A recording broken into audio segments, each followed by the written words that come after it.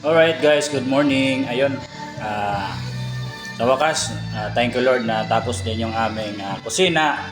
At yun, ipapakita ko sa iyo ngayon. Ito-tour ko kayo sa maliit na kusina ko. Ayan na nga guys. Yun. Ang laki ng pagbabago dati. Ito, bar counter, pader to. Kaya tinibag, ayan na yung ngayon, itsura. Tapos yun sa taas yun, mga kabinet, guys. Mapapansin mga kabinet yan. Ayan. Kabinet yan guys. Oh, see? Ayan, mga kabinet yan. Halos mga kabinet yan sa taas. Then, may maliit na bintana para makita yung views dun sa labas. Ayan, tapos, ayun, dito na nakalagay yung ref. Tapos ito yung aming lababo. Tapos, La Germania, yun ang pinakamatindi dyan.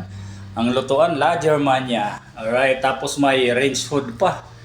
Ayan, para yung usok diretso po doon sa taas. So, ayan guys, tapos yung aming lababo, na high-tech yan oh. Ayan, pag ginanyan mo, yun, pwede ka maglinis. Tapos pugutin mo lang siya, i-shower na ganyan, oh, malinis na. Ayan, babalik yan. Ayun, tapos may ilaw siya. Ayan, yung ilaw niya. Ayan guys, no? Ang liwanag, di ba?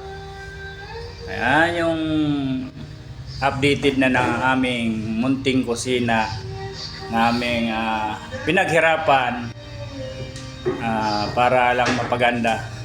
Ayun. Yun lang guys.